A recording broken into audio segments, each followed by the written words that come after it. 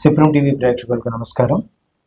విశాఖపట్నం అంటే, అలాగే ఉత్తరాంధ్ర జిల్లాల పేరు చెబితే ఒక ప్రత్యేకంగా ఒక పేరు వినిపిస్తూ ఉంటుంది. ఆయన రాజకీయవేత్త, సాంఘిక సంస్కర్త, సామాజికవేత్త, మరీ ముఖ్యంగా సినిమా రంగం అనేసరికి ఒక పేరు చాలా ప్రఖ్యాతిగా వినిపిస్తూ ఉంటుంది. మా అసోసియేషన్కి రాష్ట్ర అధ్యక్షులుగా ఉంటూ ఒక గొప్ప వ్యక్తి, మాన్యులు, మహోదయులు శ్రీ దాడి సత్యనారాయణ గారు సుప్రీం టీవీ ప్రేక్షకులకు చాలా విషయాలను పంచడం కోసం సుప్రీం టీవీ స్టూడియోకి వచ్చేసి ఉన్నారు. వారిని స్వాగతిద్దాం. నమస్కారం దాడి సత్యనారాయణ గారు. సార్ నమస్తే సార్.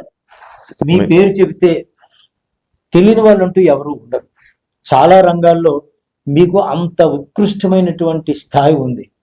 మిమ్మల్ని సుప్రీం టీవీ ప్రేక్షకులకు ముందుకు ఆహ్వానించి ఈరోజు మీకు సంబంధించిన చాలా విషయాలను ఇంకా మరికొంతమందికి తెలిసిన వాళ్ళకి మరొకసారి గుర్తు చేయడం కోసం ఒక ప్రయత్నం చేస్తున్నాం. దాడి సత్యనారాయణ గారు, విశాఖపట్నం అంటే సినిమా పరిశ్రమకి చాలా ముఖ్యమైనది అని చెప్తారు. ఎందుకు ఆ మాట చెప్తారండి? విశాఖ అండ్ ఉత్తరాంధ్ర, ఆంధ్రప్రదేశ్ తెలుగు ప్రజలందరికీ శిరస్సు వంచి నమస్కారాలు తెలియజేస్తున్నాం. ఇక్కడ కళలకి నిలయమైనటువంటి విశాఖపట్నాన్ని మనం దీన్ని ఉపయోగించుకుంటే సినీ నిర్మాతలకు కానివ్వండి, ప్రభుత్వానికి కానీ మంచి ఆదాయం, పేరు ప్రఖ్యాతలు వచ్చేటటువంటి అవకాశం ఉంది. నేను ఎందుకు ముందుగా చెప్తున్నానంటే, ఈవేళ ఒక సినిమా తీయాలంటే ఈవేళ రామోజీ ఫిలిం సిటీకి 50 కోట్ల రూపాయలు పట్టుకొని మనం డబ్బు పట్టుకొని లోపలికి వెళ్ళిపోతే సినిమా తీసేసి సినిమా రీల్ పట్టుకొని బయటకు రావచ్చు 50 కోట్లతో. అంటే అన్ని రకాలైనటువంటి క్రిస్టియన్స్లు రామోజీరావు గారు అక్కడ కల్పించారు. అది వరల్డ్గా మంచి మన పేరు ప్రఖ్యాతులు వచ్చారు రామోజీ ఫిలిం సిటీ. కానీ అదే సినిమాని అక్కడ 50 లక్షల రూపాయలు 50 కోట్లు పెట్టి తీసేటువంటి సినిమాని 25 crores పట్టుకొని విశాఖపట్నం వస్తే 25 కోట్ల రూపాయలతో రామోజీ ఫిలిం సిటీలో తీసే సినిమా, సెట్టింగ్లతో తీసే సినిమా, అక్కడ ఒక తాజ్మహల్ కట్టాలి, ఒక రైల్వే స్టేషన్ కట్టాలి, ఒక సముద్రం సెట్టింగ్ వేయాలి, ఒక కొండలు వేయాలి, అవన్నీ వేసి 50 కోట్లతో సినిమా తీయొచ్చు అక్కడ. కానీ దాన్ని అదే సినిమాని 25 కోట్ల రూపాయలు పట్టుకొస్తే ఇక్కడ ఒరిజినాలిటీగా ఉన్నటువంటి సముద్రం, కొండలు, పరిశ్రమలు, ఎర్రమట్టి దిబ్బలు, విశాఖ ఊటీ, ఇలా చెప్పుకుంటే ప్రకృతి రమణీయత, అలాగా ఇన్ని రకాలైనటువంటి వనరులు ఉన్నటువంటి పట్టణం విశాఖపట్నం. అలా కళాకారులుగా శ్రీకాకుళం కావచ్చు, విజయనగరం కావచ్చు, వైజాగ్ కావచ్చు, ఇక్కడ కళాకారులు కొదవలేదు.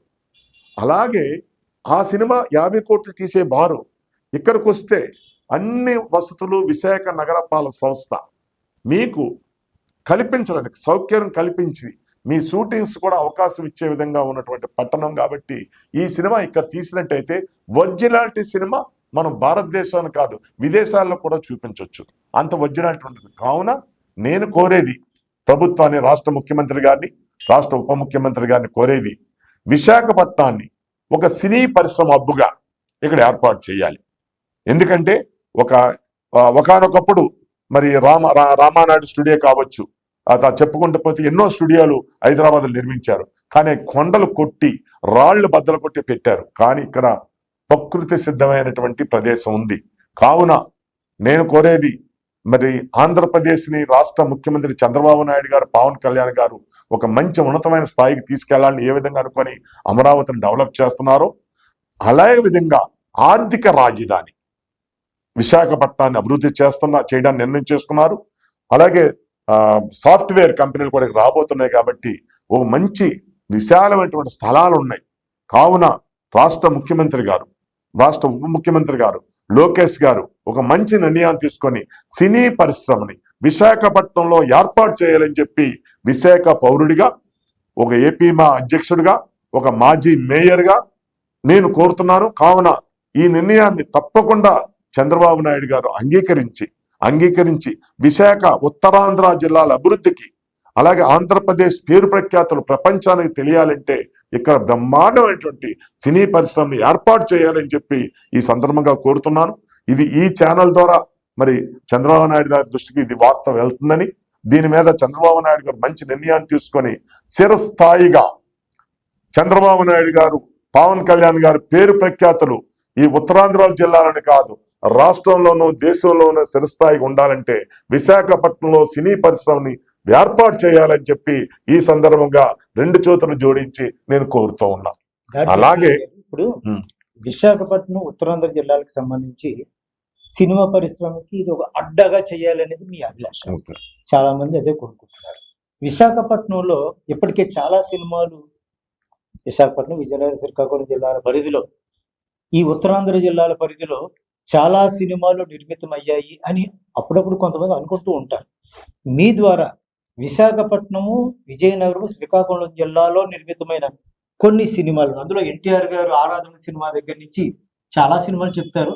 మీరు కూడా కొన్నింటి మన సుప్రీం టీవీ ప్రేక్షకుల కోసం చెప్పండి. నేను ఒక విషయం చెప్పదలుచుకున్నానండి ప్రేక్షకులకి, ప్రభుత్వానికి. సినిమాలో హిట్ అయిన సినిమాలు గత 40 సంవత్సరాలుగా తీసుకుంటే విశాఖపట్నంలో తీసిన ప్రతి ఒక్క సినిమా సూపర్ హిట్ అయింది. దాంట్లో ముఖ్యమైనటువంటిది మరో చరిత్ర చెప్పుకుంటే పోతే అదే శుభ సంకల్పం. మరి కె విశ్వనాథ గారు ప్రేమించేటటువంటి పట్టణం విశాఖపట్నం. ఇలా చెప్పుకుంటూ పోతే విశాఖపట్నంలో తీసిన ఏ సినిమా కూడా సక్సెస్ కాకుండా లేదు. ఒక విశాఖపట్నంలో ఇప్పటికి కూడా ఒక సెంటిమెంట్, మనం ఎక్కడ సినిమా షూటింగ్ చేసి విశాఖపట్నంలో కొంత సినిమా తీయాలి అనేటువంటి సెంటిమెంట్ ఉన్న పట్టణం విశాఖపట్నం. అలాగే కోఆపరేట్ చేస్తారు ఇక్కడ ఉన్న కళాకారులు, మీరు వాళ్ళు ఉపయోగించుకొని చేయడం ఒకటి. కావున నేను చెప్పేది ఇందాక చెప్పాను, విశాఖపట్నం ఒక మంచి శాంతి కాముకని పట్టణమే కాకుండా సెంటిమెంట్ పట్టణం. కావున ఇది విశాఖపట్నంలో తీసిన సినిమాలు చెప్పుకుంటూ చాలా సినిమాలు ఉన్నాయి. అది అక్కినేని నాగేశ్వరరావు కావచ్చు, ఎన్టీ రామారావు కావచ్చు, శోభన్ బాబు కావచ్చు, కృష్ణ గారు కావచ్చు. అప్పుడు పాత తరం వాళ్ళు కూడా విశాఖపట్నాన్ని ప్రేమించేటటువంటి వాడు. ఇంకా ఉదాహరణ చెప్పాలనుకుంటే వీళ్ళ విశ్వవిఖ్యాత నట సార్వభౌమ ఎన్టీ రామారావు, అక్కినేని నాగేశ్వరరావు చదువుకున్నటువంటి పట్టణం ఇది. మన ఏయు వీళ్ళందరూ ఇక్కడ చదువుకొని ఈవేళ అంతర్జాతీయ స్థాయికి వెళ్ళినారు. ఈవేళ మనకి ఇక్కడ యూనివర్సిటీలో చదివినటువంటి వాళ్ళు ఉపరాష్ట్రపతులు అయ్యారు. అందులో ఉదాహరణకి మన వెంకయ్య నాయుడు గారు. ఇలా చెప్పుకుంటూ పోతే విశాఖపట్నం ఒక చరిత్ర ఉంది, ప్రపంచానికి తెలియజేసేటటువంటి చరిత్ర ఉంది. గర్వంగా నేను విశాఖపట్నం వాసిని, విశాఖపట్నం ప్రాంతం ఒక దీంట్లో ఉన్నటువంటి చెప్పుకునే పట్టణం విశాఖపట్నం. కావున మీరు అనుకున్నటువంటి ఏదైతే సినీ పరిశ్రమ చెప్పారో తప్పకుండా విశాఖపట్నంలో సినీ పరిశ్రమ వచ్చినట్టయితే తప్పకుండా సినీ కార్మికులు కానివ్వండి, సినీ నిర్మాతలు కానివ్వండి, అలాగే ప్రభుత్వానికి కానివ్వండి, అన్ని రకాలంటే ఆదాయమే కాకుండా ప్రపంచంలో విశాఖపట్నంలో సినిమా షూటింగ్ జరిగినట్టయితే మన ఆంధ్రప్రదేశ్కి ముఖ్యంగా మంచి గౌరవ ప్రతిష్టలు పెరుగుతాయని చెప్పేసి నేను చెప్తున్నా. కావున ఇప్పటికైనా తమరు దయచేసి సీఎం గారు, డిప్యూటీ సీఎం గారు ఒక పరిశీలన చేయండి, ఒక బృందాన్ని పంపించండి, ఒక ఐఏఎస్ బృందాన్ని పంపించండి, లేదా ఒక మంత్రివర్గం బృందాన్ని పంపించండి. సినీ పరిశ్రమ విశాఖపట్నంలోకి వస్తే ఎంత లాభం వస్తుంది, ఎంత పేరు ప్రఖ్యాతలో అని మీరు చేసినట్టయితే ఇది ఉత్తరాంధ్రకే కాదు రాష్ట్రానికి ఒక వెన్నుముక విశాఖపట్నం అని చెప్పి ఈ సందర్భంగా మనవి చేస్తున్నాం. అదేవిధంగా హైదరాబాద్ లో రవీంద్ర భారత్ ఉంది. మరి విశాఖపట్నంలో అలాంటి రవీంద్ర భారత్ లాంటి ఒక కళాక్షేత్రం కావాలి, కళలు పోషించేటటువంటిది. కావున ఒక రవీంద్ర భారత్ లాంటి దాన్ని 1 ఎకరం 2 ఎకరాల స్థలంలో ఒక మంచి ప్రెస్టేజ్ ఇష్యూగా ఒక రవీంద్ర భారత్ లాంటిది పెట్టినట్టయితే పేద కళాకారులు వాళ్ళకున్న కళని ప్రదర్శించుకోవడానికి కానీ, వాళ్ళు నేర్చుకోవడానికి, ఒక ముందుకు వెళ్ళడానికి కానీ సరైన కళాక్షేత్రం విశాఖపట్నంలో లేదు. కావున కళాక్షేత్రాన్ని ఒక హైదరాబాద్ రవీంద్ర భారత్ అంటే ట్రెండ్, ఒక ట్రేడ్ మార్క్. అలాంటి ట్రేడ్ మార్కు మీ ద్వారా తప్పకుండా విశాఖపట్నంలో అది కూడా ఏర్పాటు చేయాలని, కానీ దీనికి కావాల్సినటువంటి ఆర్థికంగా అవసరమైతే ప్రభుత్వానికి సహాయ సహకారాలు అందించేటటువంటి వాళ్ళని కూడా మేము మీ దగ్గర పంపించగలం. మీరు బృందాన్ని పంపిస్తే వాళ్ళ ద్వారా ఒక్కొక్కరి ద్వారా ఒక ఏరియాకి ఒక పేరు, ఒక వాళ్ళ పేరుతో పెట్టి ఒకరికి ఇంకో పేరు పెట్టినట్టయితే తప్పకుండా వాళ్లే కొంత ఫండ్ డొనేషన్ చేసి దాన్ని నిలబెట్టి వెళ్ళేటటువంటి అవకాశం ఉంది. కావున సినీ పరిశ్రమకి అవకాశం ఉన్న పట్టణం కాబట్టి అది చెయ్యాలని స్థానిక కళాకారులకి, శ్రీకాకుళం, విజయనగరం, వైజాగ్, ఈస్ట్ వెస్ట్ కళాకారులకి ఇది ఎన్నో కాలంగా తీరని కోరిక. కావున మీరు అది చేస్తే బాగుంటుందని ఈ సందర్భంగా మీ ఛానల్ ద్వారా తెలియజేస్తున్నా. దాడి సత్యనారాయణ గారు, కళాకారులకు మీరు ప్రోత్సహిస్తున్నారు, కళాకారులకు ఏది అవసరమైనా మీరు అండాదండ వెన్నుదండగా నిలబడుతున్నారు. చాలా తక్కువ మందికి తెలిసింది ఏంటంటే దాడి సత్యనారాయణ గారు అంటే ఆయన ఒక ఎక్స్ డిప్యూటీ మేయర్, ఇన్ఛార్జి మేయర్గా చేశారు. సామాజిక సేవలో ఆయన చాలా ఉన్నతంగా ముందు ఉంటారు అని వింటూ ఉంటారు చాలా మందికి. కానీ వారిలో చాలా మందికి తెలియదు ఏంటంటే దాడి సత్యనారాయణ గారిలో ఒక కళాకారులు ఉన్నారు, ఆయన కూడా కొన్ని సినిమాల్లో నటించారు. ఆ రంగానికి సంబంధించి మీ అభినవేశం గురించి కూడా మన సుప్రీం టీవీ ప్రేక్షకులు వివరించండి. చాలా సంతోషం అండి. నేను కూడా కళలంటే కళాకారులన్నా నాకు ఎంతో ఇంట్రెస్ట్. మరి క్రీస్తులు Kodi Ramakrishna garu cinema police lockup, Vijayashanti double role, Vinod Kumar hero, మరి అదేవిధంగా కోడి రామకృష్ణ గారి డైరెక్షన్. ఆ సినిమాలో మొట్టమొదటిగా నేను చిన్న పాత్ర పోషించాను. అది ఎందుకంటే ప్రధానమంత్రి వచ్చి హిందుస్థాన్ షిప్యార్డ్లో షిప్ లాంచింగ్ వచ్చినప్పుడు షూటింగ్ అది. అలాంటి షూటింగ్లో నేను కూడా పాల్గొన్న మొట్టమొదట. దాని తర్వాత కొన్ని సినిమాల్లో కొన్ని పాత్రలు అయితే వేయడం జరిగింది. మరి దాని ద్వారా ఈ మధ్య కాలంలో యూట్యూబ్ ఛానల్స్లోను వాటిల్లో కూడా వేయటం జరిగింది. ఇదే కాకుండా కొంతమంది ప్రోత్సాహంతో ఒక సూపర్ హిట్ సినిమా, ఈరోజు ఆ సినిమా తీసిన మొట్టమొదటి డైరెక్టర్ కూడా సూపర్ హిట్ అయ్యాడు. ఆ సినిమా నేను వన్ ఆఫ్ ది ప్రొడ్యూసర్. యువత సినిమా, యువత, నిఖిల్ హీరో, హీరోయిన్ కొత్త ఆవిడ బొంబాయి అమ్మాయి. దానికి ఈ రోజున భారతదేశంలో మంచి పేరు ప్రఖ్యాతున్న డైరెక్టర్గా ఎదిగినటువంటి పరశురాం అతనికి మా మొట్టమొదటి సినిమా, మా యువత సినిమాకి మొట్టమొదటి సినిమా డైరెక్షన్ చేశాడు. అందులో వన్ ఆఫ్ ది ప్రొడ్యూసర్ నేను. ఒక ముగ్గురు ప్రొడ్యూసర్లో నేను ఒకరిని. ఆ సినిమాలో కూడా నేను ఐజీ క్యారెక్టర్ చేశాను, director general of police, DIG. దాంట్లో ఒక పాత్ర చేశాను. ఈ అన్ని ఇంట్రెస్ట్తో ఏంటంటే ఉత్తరాంధ్ర శ్రీకాకుళం అంటే కళలకు పోది కాబట్టి నేను కూడా దాంట్లో భాగస్వామిగా కళాకారుడిగా, అంత పెద్దగా లేకపోయినా కొంత కళాకారుడిగా చేస్తున్నాను. ఆ ఇంట్రెస్ట్ కూడా కొంత నాకుంది. ఉత్తరాంధ్ర సినీ పరిశ్రమ రావాలనే ఉద్దేశంతో. అలాగే రేపు రాబోయే రోజుల్లో ఈ సినీ పరిశ్రమ వచ్చినట్టయితే ఇక్కడున్న కళాకారులు, ముఖ్యంగా నేను చెప్పాలి, ఈవేళ బాగా వెనుకబడిన జిల్లాలు 2 ఉన్నాయండి. అది ఓన్లీ విశాఖపట్నం కాకుండా శ్రీకాకుళం, విజయనగరం. అక్కడున్న ప్రాంతాన్ని అభివృద్ధి చేయాలి అంటే ఇక్కడ సినీ పరిశ్రమ రావాలి. ఎందుకంటే ఈవేళ కూడా శ్రీకాకుళంలో జాకెట్ కూడా వేసుకోలేనటువంటి ప్రాంతాలు కొన్ని ఉన్నాయి ఆడవాళ్ళు. అంటే ఇది ఏదో తప్పు సంకేతం కాదు, అంటే ఎంత వెనుకబడి ఉన్నారనేటువంటి నిదర్శనం. ఇప్పటికి కూడా జాకెట్ వేసుకోకుండా చీర కొంగు కప్పుకొని ఉన్నటువంటి ప్రాంతాలు ఉన్నాయి. అవన్నీ అభివృద్ధి చెందాలి. మనిషి జన్మ ఇచ్చినట్టు ప్రతి ఒక్కరూ సమానం అనుకోవాలి.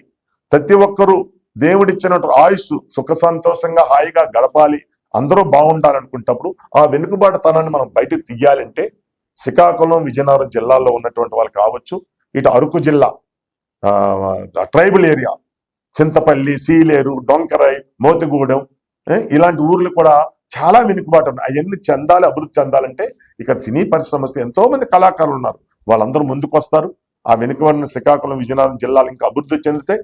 కానీ ఇప్పటికే మరి సీఎం గారు చాలా ఈ ఉత్తరాంధ్ర జిల్లాల మీద అభివృద్ధి సాధిస్తున్నారు, అభివృద్ధి చేస్తున్నారు.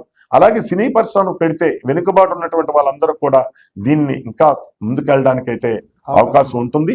కావున సినీ పరిశ్రమని మీరు దయచేసి, మీరు ఇంకో పేరు ఈ మధ్యకాలంలో వినిపించింది, తిరుపతిలో పెడతారని చెప్పేసి. కానీ తిరుపతి సినీ పరిశ్రమకు అనువైంది కాదు. నేను ఒక సీనియర్ సిటిజన్ గా చెప్తున్నా. ఎందుకంటే అది దైవ కార్యక్రమం, దేవుడు భక్తి, తిరుపతి అంటే పుణ్యక్షేత్రం. మీరు దయచేసి వినండి, దయచేసి దీన్ని ఆలోచన చేయండి. తిరుపతి అనేటువంటిది ఒక పుణ్యక్షేత్రం. ప్రపంచం అంతా తిరుపతి చూస్తుంది. అక్కడ దైవం, భక్తి, ప్రపంచం అంతా అక్కడ ఉండేటట్టు విధంగా. అలాగే ప్రకృతి, ఒక అవకాశాలు ఉన్నటువంటి పట్టణం విశాఖపట్నం. కావున సినీ పరిశ్రమ విశాఖపట్నంలో పెట్టండి. వెనుకబాటుతనంతో పాటు ఈ ప్రాంతాన్ని ప్రపంచాన్ని తెలియజేసే విధంగా చేయాలని చెప్పేసి ఈ సందర్భంగా నేను ముఖ్యమంత్రి గారిని, ఉప ముఖ్యమంత్రి గారిని కోరుతున్నాను.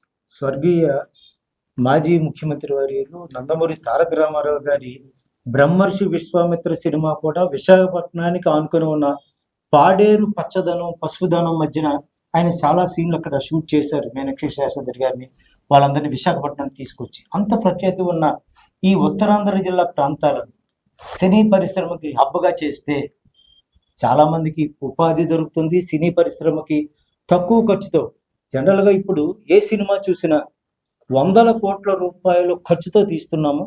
ఎన్ని 100,000 కోట్ల రూపాయలు ఖర్చు పెట్టి సినిమా తీస్తే ఆ సినిమాకు అంత గొప్ప అని చెప్పుకుంటున్న రోజుల నుంచి ఇందాక మీరు చెప్పినట్టుగా తక్కువ బడ్జెట్తో సినిమా తీసే పరిస్థితులు రోజులు మళ్ళీ రావాలని ఆశించే వాళ్ళు చాలా మంది ఉన్నారు.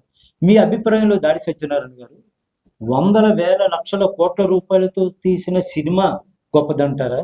లేదు, ఎంత అవసరమో, ఏ స్టార్కి ఎంత రెమ్యునరేషన్ ఇవ్వాలి, దేనికి ఎంత వెచ్చించాలి, సినిమా ఖర్చు తగ్గించుకొని టికెట్ కొనుక్కొని చూసే రోజు మళ్ళీ వచ్చి తక్కువ ఖర్చుతో టికెట్ కొనుక్కొని వచ్చే రోజులు మళ్ళీ వస్తాయా? మీ అభిప్రాయం చెప్పండి. తప్పకుండానండి. ఈవేళ కొన్ని సినిమాల పేర్లు చెప్పను. ఉమ్. పోటీ పడి హీరోలు రెమ్యునరేషన్ తీసుకుంటున్నారు, పోటీ పడి హీరోయిన్లు తీసుకుంటున్నారు. అదేంటంటే ఆ బడ్జెట్ ని 100 కోట్లతో మేము సినిమా తీసాం, 200 కోట్లతో సినిమా తీసాం అంటున్నారు. ఆ 200 కోట్లు 100 కోట్లు సినిమా షూటింగ్ అయితే కొంత ఖర్చే. ఈ స్థాయిని పెంచుకెళ్ళిపోతున్నారు. హీరోకి ఇన్ని కోట్లు, 50 కోట్లు లేకపోతే 30 కోట్లు, హీరోయిన్కి ఇంత అనేటువంటిది. అది సినిమాలో ఉన్నటువంటి మసాలా కాదు వాళ్ళు ఇచ్చేది, ఆ వ్యక్తులకి ఇస్తున్నారు. ఈవేళ ఉదాహరణ తీసుకోండి, కేర్ ఆఫ్ కంచరపాలెం విశాఖపట్నంలో కుర్రోలతో తీసిన సినిమా ఇవాళ ఎంత హిట్ అయిందండి. అలాగే మొన్న ఒక సినిమా వచ్చింది చాలా సూపర్ హిట్, ఒక పెళ్లి మీద జడ్జిమెంట్ మీద ఒకటి వచ్చింది, కోర్టు, ఆ సినిమా వచ్చింది. ఇలాగ చెప్పుకుంటూ పోతే ఎన్నో సినిమాలు ఉన్నాయి. ఇప్పుడు ఆనాడు మనో చరిత్ర ఉంది, సముద్రపొడ్డులో ప్రేమికులు ఆ విధంగా చనిపోవడానికి ప్రయత్నం చేయడం, చనిపోవటం, ఇలా చెప్పుకుంటూ పోతే ఇలాంటి ఎన్నో ఉన్నాయి. ఇవన్నీ కూడా డబ్బుతో తీసినవి కాదు, కళను బతికించాలి, యథార్థాలు పైకి చెప్పాలంటే సినిమాలు ఉన్నాయి. ఇవాళ డబ్బుతో తీసిన సినిమాల్ని ఆడుతున్నాయంటే అవి ఆడటంలా, అవి డబ్బాలు తిరిగి వెళ్ళిపోతున్నాయి. అలాగని చెప్పి సినీ పరిశ్రమకే నష్టం రావట్లా, వాళ్ళు పంచుకుంటున్నారు తప్పితే ఇదేం కాదు. ఇక్కడ ఉన్నది ఏంటంటే ఇలాంటి చేసినట్టయితే ఈ ప్రాంతంలో కళాకారులు బోల్డ్ మంది కళాకారులు ఉన్నారు, నిజమైన కళాకారులు ఉన్నారు. ఏదో మేకప్ చేసుకొని అప్పుడు కూడా సినిమా యాక్ట్ చేయడం కోసం కాదు, అలాగొచ్చి ఆడిషన్స్ పెడితే వెనక ముందు చూడకుండా అరగంట మాట్లాడి అరగంట యాక్ట్ చేసే అందరూ ఉన్నారు ఇక్కడ. కావున ఓ మంచి ఏదో పెద్ద సినిమా బడ్జెటే కాదు, చిన్న సినిమాలకు కూడా ఉంది. చిన్న సినిమాలు సామాన్యుడికి అందుబాటులో ఉండే సినిమాలు చేయడానికి విశాఖపట్నం నాంది అవుతుంది. అలాంటి కళాకారులు ఉన్నారు. కావున ఇది జగమెరిగిన సత్యం, అందరికీ తెలుసు. కావున ఇది విశాఖపట్నం సినీ పరిశ్రమ అనువైనటువంటిది.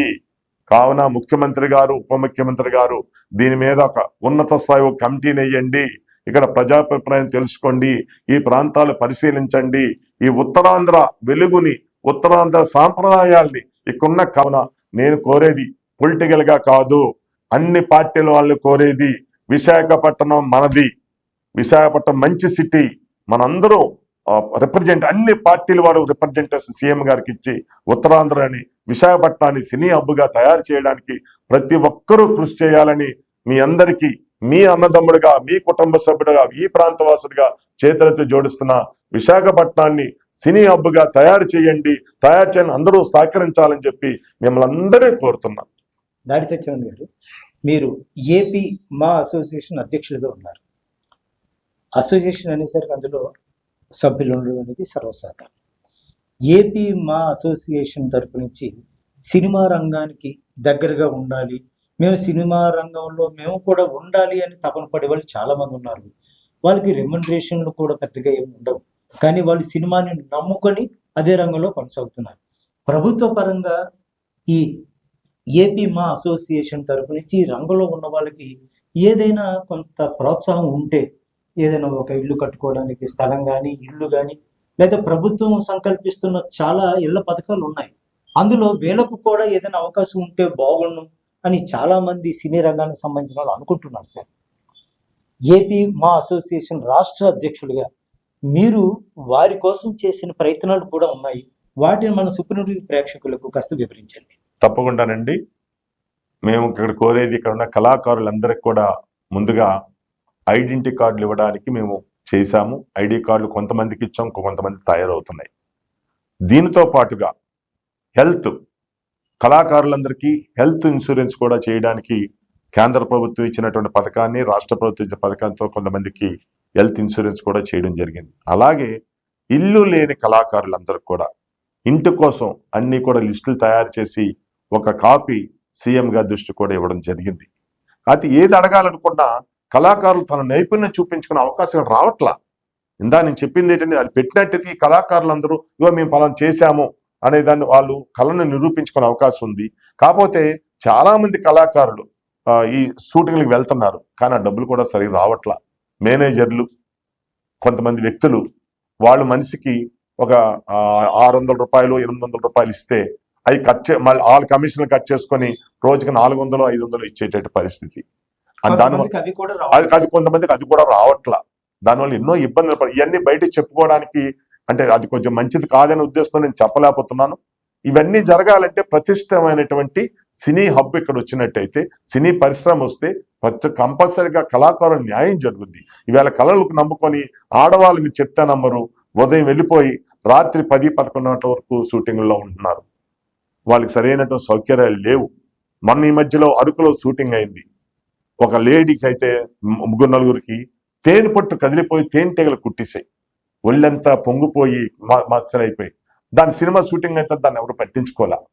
తర్వాత మా కళాకారులు అందరూ కూడా వాళ్ళకి సహాయం చేసి వాళ్ళందరినీ కూడా తీసుకొచ్చి హాస్పిటల్ అడ్మిట్ చేసి చేయడం జరిగింది.